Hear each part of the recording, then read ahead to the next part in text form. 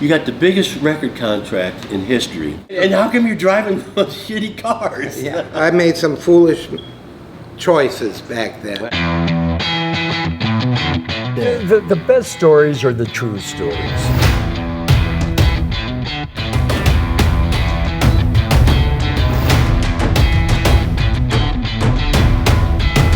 No. That's how I remember it, Mike.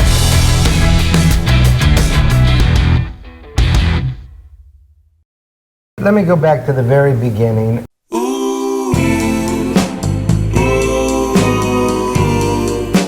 When I was 13, I was living in Ferguson. We all know about Ferguson now. And I happened to grow up on the same block as a guy named Michael McDonald. How fortunate was that? So we started our first band when he was 11 and I was 13. And like I'm in junior high and all these guys are going, what are you playing with that guy from grade school for? And I go, well, did you hear his voice? Well, yeah, he had that going for him. He did, I mean, he was overly talented even when he was 11 years old. We had a band called Mike and the Majestics. So his mom called a band meeting. And we're going, oh wow, Mrs. McDonald's calling a band meeting. I wonder what this is about. So we went to his house and his mom sat us down and she goes, guys, Mike's got an offer to play in an established soul band called the Sheridans. And he has the opportunity to make a lot of money and the family really needs it. So he's gonna have to, and we're all like crying, you can't break up the band and stuff. So anyway, but she goes, it's all right because someday Mike's gonna be like Elvis and he's gonna come back and play with you. And interesting enough, about a year and a half ago, I recorded a track with Mike. So anyway, then we're sitting there, the Majestics, without Mike. And we're going, oh, what are we going to do now? So Change your name. We hired a couple of new guys, John Whitecamp and Steve Burns, and we put together The Good Feeling. And that group became one of the most popular English invasion bands in the 60s. So that was really, you know, like what a great way to grow up and be a teenager.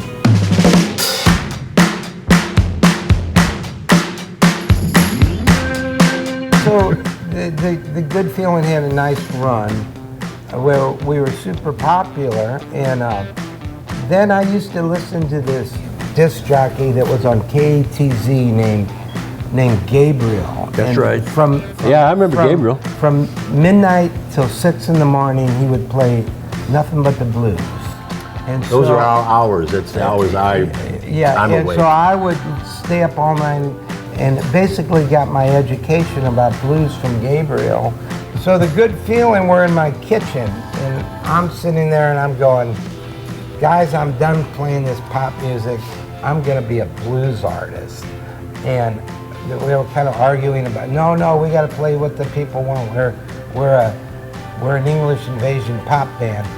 All of a sudden I get cold-cocked in my face by the keyboard player. And we're rolling around in the kitchen fighting, and that was the end of The Good Feeling. That's how that band broke out. The Good Feeling was playing at the Castaways, and I used to always go see them.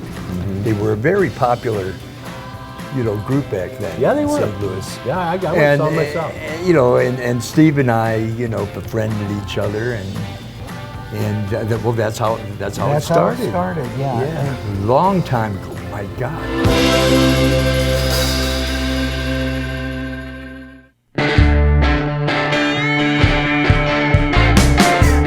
And then I played in a couple other bands, and then I got a call from Irving Azoff, and back then we had telephones. It had lines on them and stuff, And it was you were tethered to the wall. It was a real bad connection, and I thought he said, I have the band, the Illinois Speed Press, and they're looking for a guitar player. And I thought, oh wow, the Illinois Speed Press. So I packed up and went up to Champaign I got there and I seen the drum head and it said REO Speedwagon. I went, oh my God, you guys aren't the Illinois Speed Press? But anyway, So did you learn all the Illinois Speed Press songs yeah. for an audition with REO Yeah. Speedwagon? So anyway, I wound up joining them, and I was always about doing original music, past the point of the good feeling, and so I did all their original demos and brought them up to their point where we got a record deal. But I had, you know, every group has its problems.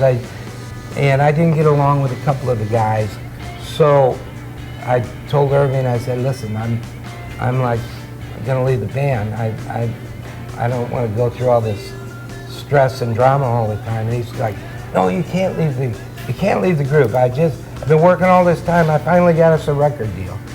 So anyway, I did leave the group, and they got a record deal. Another interesting story from that time was I had called up a guy named Rick Nielsen. His father owned a music store in Rockford. And we had talked, and I had met him when I was in REO. He was in a band called The Fuse. And I played some gigs with him. So we talked, and he says, well, I'd really like for you to play with me, but I don't need another guitar player. I want you to play bass. And I'm like, no, I'm a guitar player. And that band became Cheap Trick. If I wanted to play bass, I might have wound up in that band. It's all a maybe, but we were working on that.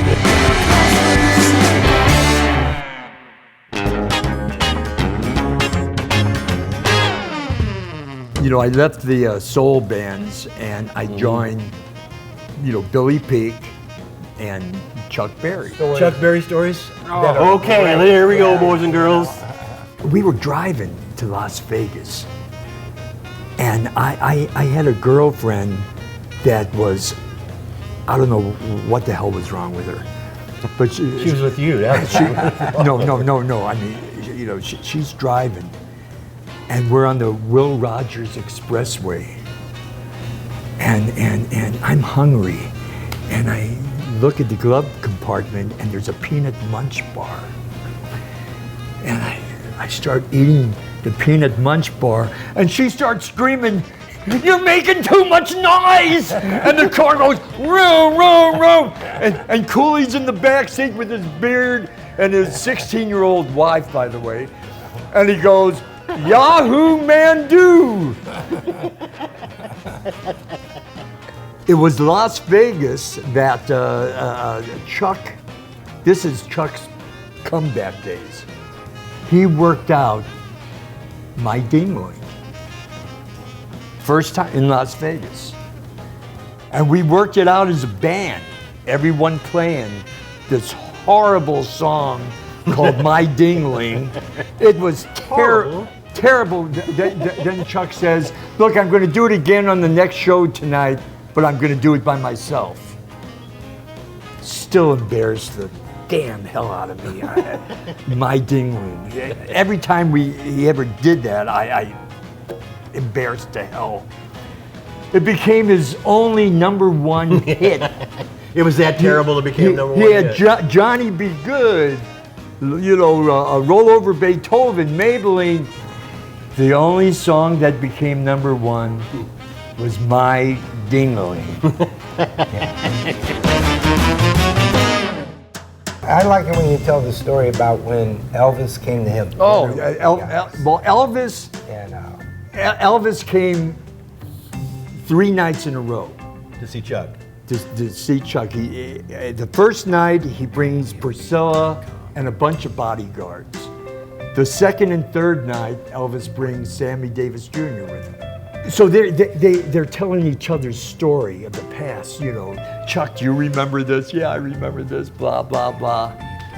And in Las Vegas, every night, you know, in the dinner table at the International Hotel, I'd be sitting, I'm 20 years old, and we're eating dinner with Red Fox, Eartha Kitt, Nancy Wilson, the black jazz singer, and I'm with my girlfriend, and here comes, look, and it's Liberace. dressed all in white and surrounded by these women, old women. And he goes, "Hi, Chuck. Hi, Chuck." I'm going nuts. Red Fox, for some reason, took a liking to me. And he called me the drummer with the glassy drums because I was actually the only drummer in the country that had transparent drums. The clear plastic. Yeah. Plexiglass. Yeah, plexiglass. So he made such a stink about it that Chuck gave me a drum solo. So I did this solo, and I'll never forget this. Elvis stood up and applauded. And I was an Elvis fan at the time. You know, I'm 20 years old. Everyone was. And his Billy Peake sitting next to him in a break, and his drummer, what was his name, Ronnie Tutt, says to Elvis, "What do you think if I got a drum set like that?" And Elvis goes, "No, man, it'll take away from my show." Well, how long did you play with him? 70 through 72. So the day before we were supposed to apply for our passports to go overseas, and I had a chance to be on the London Session album with My Ding-a-ling. But I didn't do it because I was farming the group that turned into Pavlov's Dog.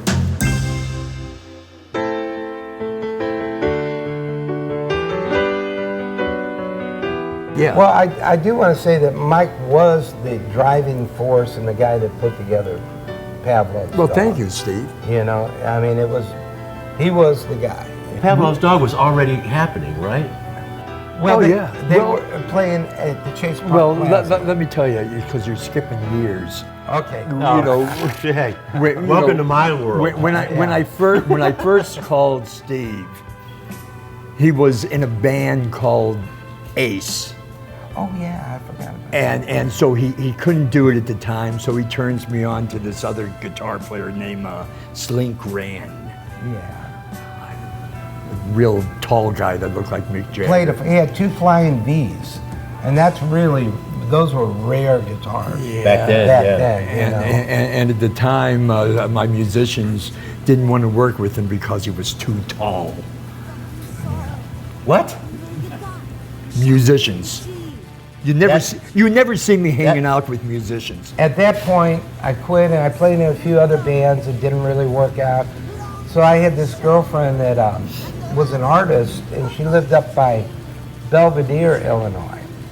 And interesting enough, I moved up there. I was going to be a farmer. I was, Oh boy, this is gonna be good. Yeah, This ought to be so a good one. I decided Put your I seatbelts was on, gonna- boys and I girls. was going to grow pot. And so I planted all these plants all along the fence lines. And her father came along and sprayed them all and killed them all. I finally called Steve. I called his mother, got his new telephone number. That's when he was a farmer. Well, at that Oh, point, God, I I can't had even- I had 1 plant in a pot at that point, so I wasn't really successful. And he goes, "Man, I got a house gig at the Chase Park Plaza, and we're going to do original music, and I'd like you to join this band called Pavlov's Dog." And So Mike, you called him Mike to was come back to St. Louis. And at that point, I was like, "Wow, I get to go home. I can get off this tractor."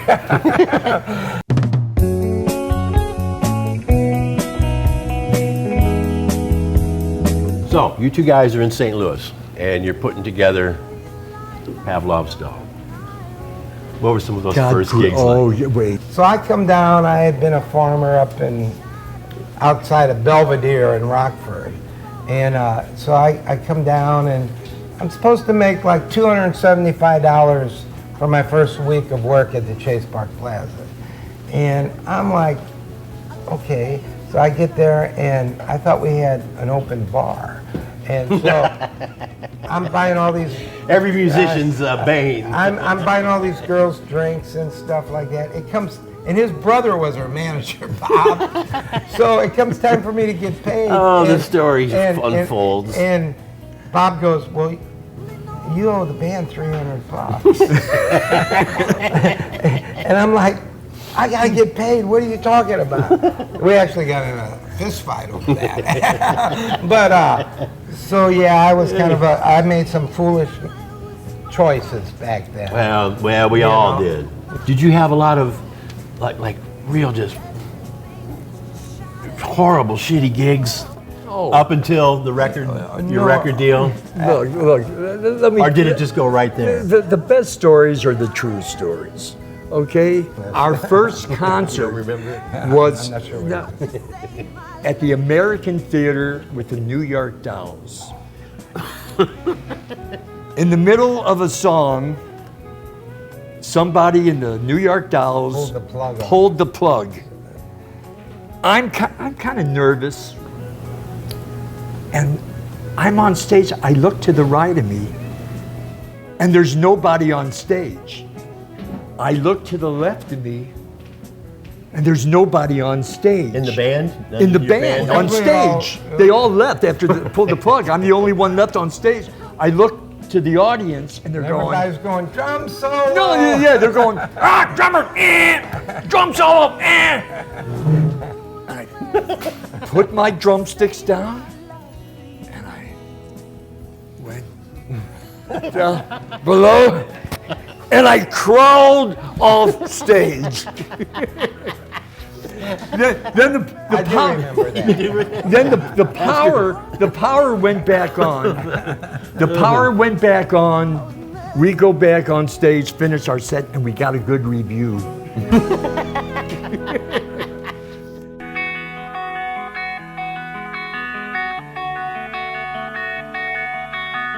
Take us up to the record. How did that come about? Oh, I got a good one. When we're recording the first album, and Siegfried and I love to go bowling. So during a break late at night in New York, Manhattan, we go to Madison Square Garden to go bowling. They got a bowling? Yeah, they have a bowling. Oh. And when we're done, we're walking back to our hotel. It's so quiet in the streets, you can hear a pin drop. Nobody was on the street, very late at night. And we're walking, and there is this gang walking towards us with headbands and coming. And I go, oh God. I said, Richard Siegfried, Richard's his real name, do what I do. And I start walking like that. and the gang crossed the street past us. So this is during the recording. During the recording. How did the record deal come about? How did they find you in St. Louis? How did somebody find you in St. Louis? We had gone up to Pekin, Illinois, to a studio called Golden Voice. And that's where I'd recorded with REO Speedway. And you took these guys up. I took these guys up to that studio. That's right. And Steve got us we there. did, I think we recorded like 12 songs. No, actually we recorded 15. 15. But Mike took one of the acetates to Ron Stevens. And Ron Stevens took it and played it on Casey. And people went crazy over it. They loved it. Well, Ron Stevens, I knew Ron Stevens back in 1970. And you know, Ron came to see me at Rainbow Lounge, it was. And I told Ron that I was going to quit the Chuck Berry thing because I wanted to do all originals. Correct. And he said, as soon as you get something on recording, give me a copy and I'll play it on Casey. Yeah. So you did? So I did. Well, so how did that translate into an actual record contract? Okay, how that happened was I approached Ron Powell, the big promoter. Okay. And, you know, how I knew him is he grew up with my brother, so I knew Ron Powell. Actually, when he was when he was like in junior high, Ron would shove him into the locker.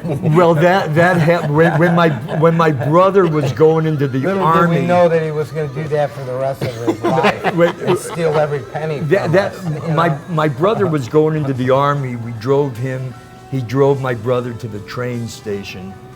And while we're at the train station, Ron Powell put me in a locker and locked me in. You know, I bugged him, and he wasn't interested And so until he heard the song on the radio. And the response that we got Yeah. from it, you know. And what was the label? What record label? We got signed with ABC Dunhill, which was Out of New York or L.A.? Out of New York, which And- was considered the highest paid record contract it was for $650,000. For starting- And the guy that signed us, his name was Jay Lasker. He That's was the right. president of the company. And right in the middle of us recording the record, for some reason that I don't know, Jay Lasker left ABC. And the rest of the people on ABC couldn't stand us. And so then Powell, I don't know how he did it, he got us another deal with CBS for another $650,000. And our album came out on the same day on 2 different labels. And we never seen a penny.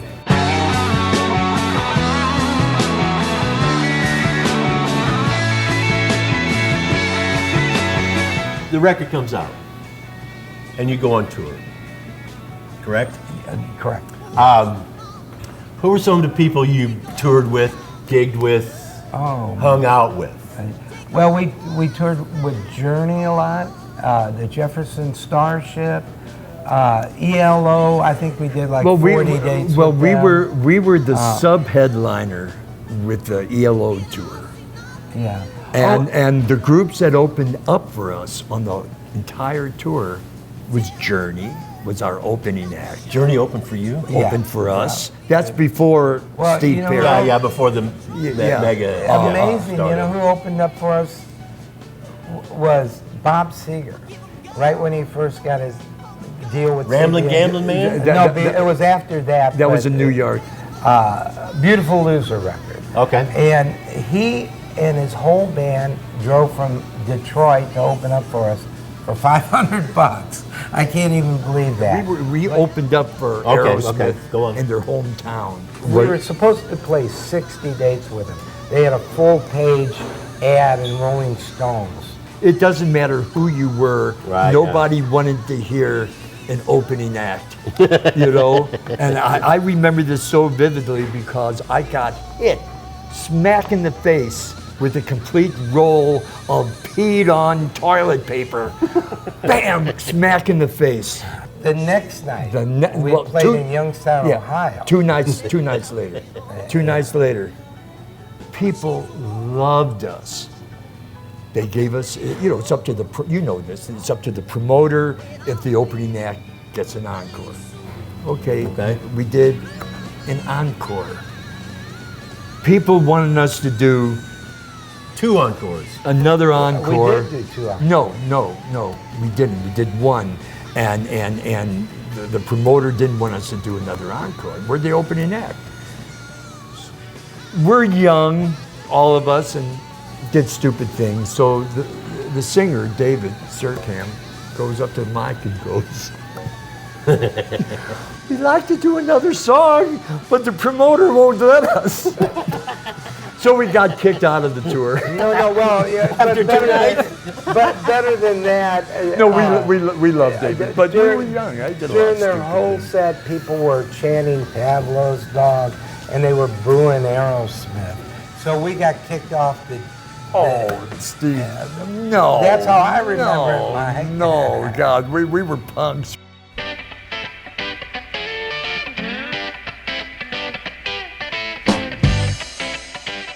I don't know if I want to get into all the politics involved at the time. No.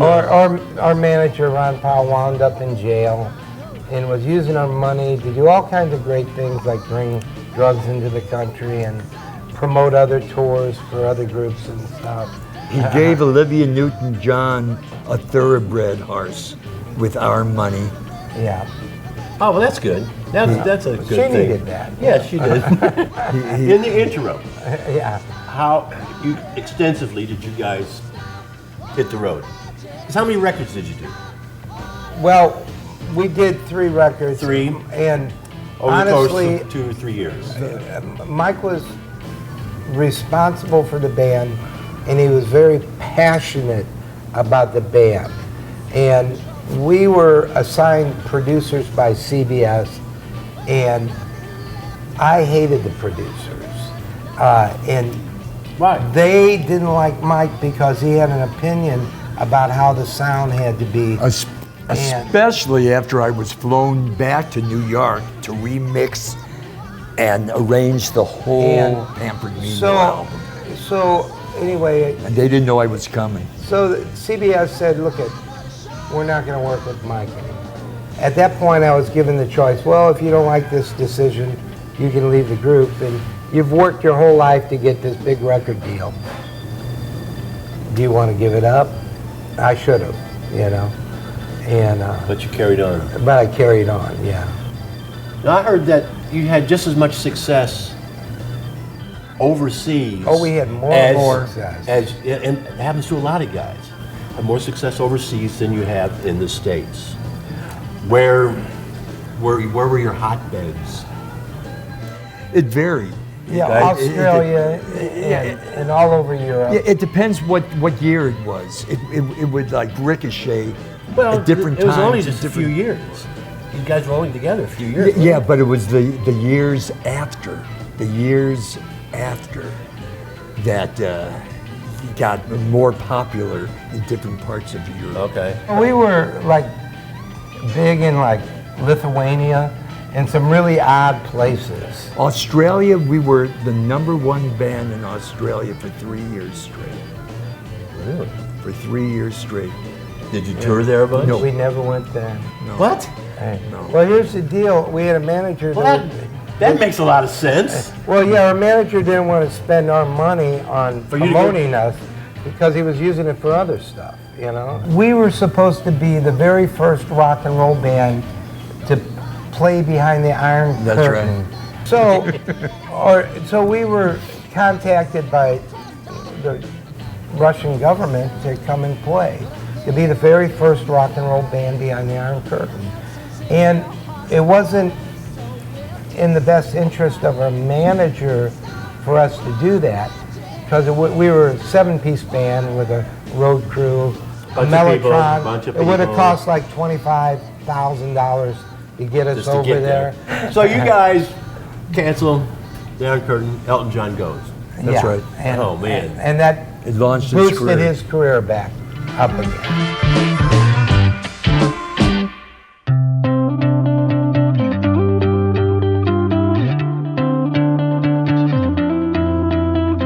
Though you never quit playing, did you? Never. Did you? Well, Never. no, I never Neither did really I. quit playing. I Uh-huh. did stop for a while and work a straight job and raise my kids. I didn't know that. You know. Yeah, just, okay. But you have ex-wives and a little trouble with the law and all these things, and you got to go, okay, this environment, I better get away from it. Now my kids are grown up, and I'm playing again. A lot has gone down between the end of that and right here, between then and now. What's happening now? What's for you guys? Yeah, about 3 months ago, my son, who's really into movies, he calls me up and goes, "Dad, you're not going to believe this. There's a Pavlov's Dog song in the new Steve Carell movie called Beautiful Boy, and he plays the father that's trying to help his son." Okay. And he goes, "You're not going to believe this, Dad, but your guitar solo is the climax of the movie. What happens at the end of the movie, the son breaks into his parents' house and his stepmother catches him because he's stealing stuff to get money for drugs. So he runs out and jumps in a car and takes off. She runs out, jumps in a car, and there's this big chase scene. And during the whole thing that leads up to the very end of the movie, it's my guitar solo You play in a guitar. song called Of Once and Future Kings. Which is the last song of the Pampered Me. Yeah, and Uh-huh. and it was like, I mean, we didn't know anything about it, that it was going to be in the Oh, movie right. or anything. So it was quite a surprise, and it was a real thrill for me I went and seen it with my daughter and my son. And that's like one of those moments in Right. life you'll remember. Mike Saffron, Steve Scorfina. I love you, Steve. we are the world's most popular unknown group. Yeah.